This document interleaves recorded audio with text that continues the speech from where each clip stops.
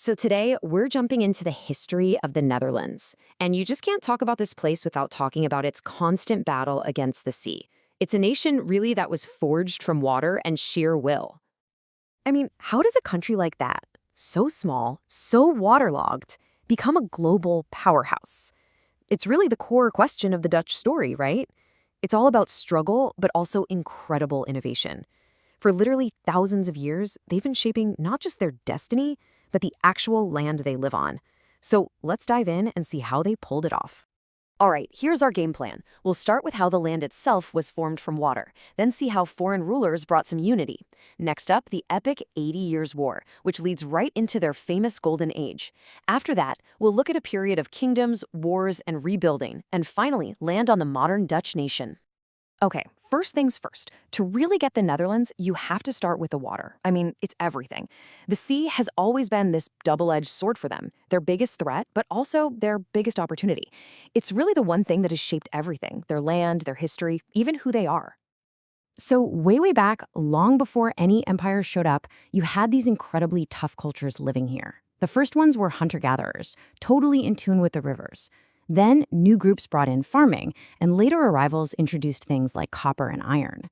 You see, each group had to figure out how to survive in this really tough landscape. By the time the Iron Age rolls around, you've got this fascinating mix of different tribes. And that's who the Romans are about to meet. So you've got this patchwork of tribes. How on earth does that become a single country? Well, for a long time, the answer came from outside forces. Big, powerful empires looked at this river delta and saw just how valuable it was, and they started to move in, slowly stitching all these different groups together. First up, the Romans. They march in and basically draw a line in the sand, or, well, the river. The Rhine becomes the northern border of their massive empire. But here's the interesting part. They didn't just conquer, they integrated. Local tribes, like the Batavians, actually became some of the most respected soldiers in the entire Roman army. Then, of course, Rome falls and the Franks take over. Big names like Charlemagne absorb the area into their huge empires, plucking it right into the center of medieval Europe. But don't get the wrong idea. Even with these giant empires in charge, real unity was, not happening. For centuries, the place was just this chaotic mess of little feudal states. You had the County of Holland, the Duchy of Brabant, the Bishop of Utrecht. Everyone had their own little kingdom, and they were all constantly fighting each other for a bigger piece of the pie. And then we get to a huge turning point. A guy named Philip the Good, the Duke of Burgundy, manages to bring most of these squabbling territories under his control. He did it through a mix of smart marriages, inheritance, and just straight-up conquest. This was the first time it started to look like a single entity. And this new, powerful territory, it eventually gets handed down to the Habsburgs in Spain. So all this being controlled by foreign kings, it was all building up to something, a breaking point. And what came next was, without a doubt, the most important event in Dutch history. We're talking about the 80 Years' War, the incredibly bloody conflict that would finally forge an independent Dutch republic. So what lit the fuse? Two things, really: religion and control. The Protestant Reformation was taking off, especially Calvinism, which really resonated with the Dutch. But the King of Spain, Philip II, was a hardcore Catholic, and he saw Protestantism as a disease that had to be wiped out. So he sent in the Inquisition. That brutal persecution, plus his attempts to take away local power, was the last straw. A nobleman named William the Silent led a revolt, and the 80 Years' War began. And at the center of this whole thing was William of Orange, or William the Silent.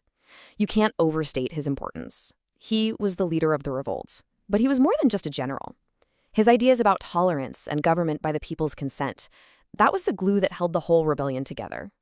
It's no wonder they call him the father of the fatherland. After decades of brutal fighting, the result was a permanent split.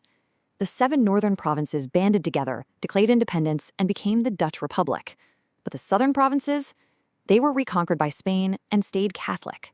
These would eventually become Belgium and Luxembourg. So a new nation was born, for sure, but the region known as the Low Countries was split in two, forever. I mean, it's just an incredible story, right? A tiny nation fighting for its life against a superpower. Hey, if you're finding this explainer valuable and you're enjoying this story, do me a quick favor and hit that like button and subscribe. It really does help us make more of these for you. Okay, so what do you do after you've spent 80 years fighting for your independence from a global empire and won?